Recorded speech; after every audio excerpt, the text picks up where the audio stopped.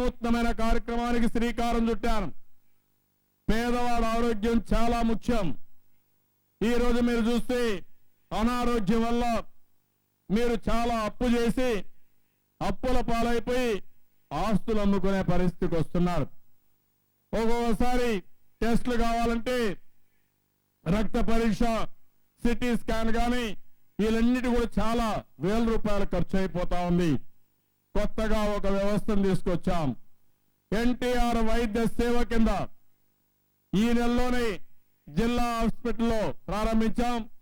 రాబోయే 2వ తారీఖు లోపల, ఫిబ్రవరి 2వ తారీఖు లోపల అన్ని ప్రాథమిక ఆరోగ్య కేంద్రాలు, ఏరియా హాస్పిటల్, కమ్యూనిటీ హెల్త్ హాస్పిటల్లో అన్ని పరీక్షలు ఉచితంగా చేపిస్తాం. ఒక్క రూపాయి కూడా మీరు ఖర్చు పెట్టుకోకుండా పూర్తిగా ఆరోగ్య పరీక్షలు చేపించే బాధ్యత ఈ ప్రభుత్వం తీసుకుంటామని మీ అందరికీ హామీ ఇస్తున్నా. అది అయిన తర్వాత అన్ని హాస్పిటల్లో ఉండే ఎక్విప్మెంట్ కూడా, ఈరోజు హాస్పిటల్ అన్ని అధ్వానంగా తయారైపోయినాయి. హాస్పిటల్కి పోవాలంటేనే భయం, భయంకరమైన వాతావరణం. ఇవన్నీ ప్రక్షాళన చేస్తున్నాం. పరిశుభ్రమైన వాతావరణాన్ని తీసుకొస్తున్నాం. ఇంకో పక్క అవన్నీ కూడా అవుట్ సోర్సింగ్ ఆఫ్ సర్వీసెస్ కింద ప్రైవేటు వ్యక్తులు పెట్టి అవన్నీ కూడా పకడ్బందీగా చేసే విధానానికి శ్రీకారం చుట్టాం. అదే మరి ఇంకో పక్క మీరు చూస్తే ఈరోజు హాస్పిటల్లో ఏవైతే పరికరాలు ఉన్నాయో అవి పనిచేయవు. అవి పనిచేస్తే డాక్టర్లు ఉండరు. డాక్టర్లు ఉంటే పనికి రారు. కొన్ని దగ్గర వీళ్ళిద్దరు ఉన్నా ఇంకో పక్క ఎక్కడికక్కడ రిపేర్లు అనే పేరు పెట్టి అవన్నీ కూడా పక్కన పెట్టే పరిస్థితికి వచ్చింది. ఇవన్నీ ప్రక్షాళన చేస్తున్నాం. వేరే కంపెనీకి అప్పచెప్పాం.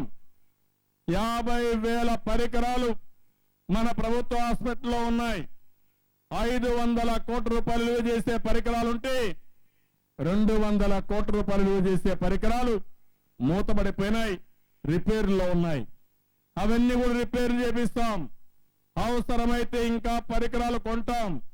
అదే మరిగా ప్రభుత్వ హాస్పిటల్లో ఉండే డాక్టర్లందరికీ విజ్ఞప్తి చేశాను. నిన్న కూడా చెప్పాను, మీరు లీవ్ పెట్టి కానీ పోతే కూడా లాంగ్ లీవ్ పెడితే శాశ్వతంగా మీరు పోయి మీ వ్యాపారం చేసుకోండి, కానీ ప్రభుత్వ హాస్పిటల్లో కుదరదు. ఆ విషయం వాళ్ళు కూడా గుర్తుపెట్టుకోవాల్సిన అవసరం ఉంది.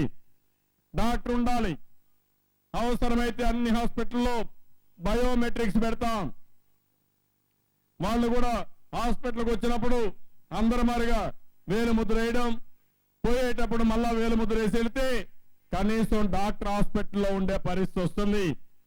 హాస్పిటల్లో ఉన్న తర్వాత కూడా మీరు ఏ విధంగా ట్రీట్మెంట్ ఇస్తున్నారో, దినానికి ఎంతమంది పేషెంట్లు చూస్తున్నారో అవి కూడా లెక్క వచ్చేస్తుంది.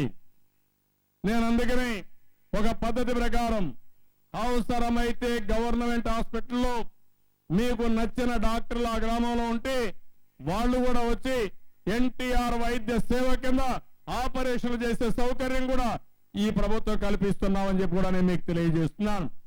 ఎందుకు వస్తున్నాం?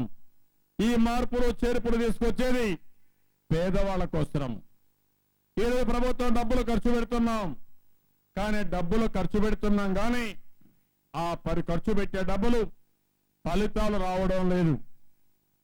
అదే మాదిరిగా మనం పెట్టే డబ్బులు సక్రమంగా పనిచేస్తే ఇంకా మెరుగైనటువంటి ఫలితాలు వచ్చే పరిస్థితి వస్తుంది.